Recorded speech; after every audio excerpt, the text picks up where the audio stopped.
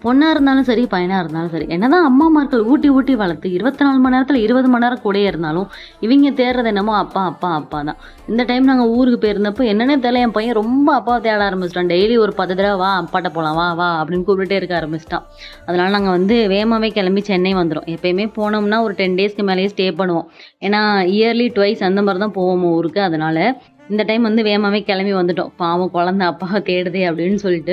போன டைம் ஊருக்கு போயிருந்தப்பலாம் பெசாட்டு ஜாலியா இருந்தான். எல்லார் கூடயும் சேர்ந்தான். இந்த தடவ போனப்போ வந்து யாரு கூடயுமே மேக்ஸிமம் சேரல. வெளியில போனாலுமே 5 மினிட்ஸ்ல அம்மாட்ட போவான் அப்படின்னு கூட்டு வந்துட்டான்.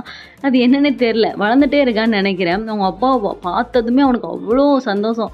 1 வாரம் தான் ஆயிருக்கு. அதுக்குள்ள எவ்ளோ மிஸ் பண்ணியிருக்கான் அப்படிங்கிறது இந்த மார்னிங்க பார்க்குறப்போ எனக்கே ஒரு மாரி ஃபீலிங் ஆயிடுச்சு. ச்சே பிள்ளை ரொம்ப மிஸ் பண்ணியிருக்குப்பா அப்படின்னு.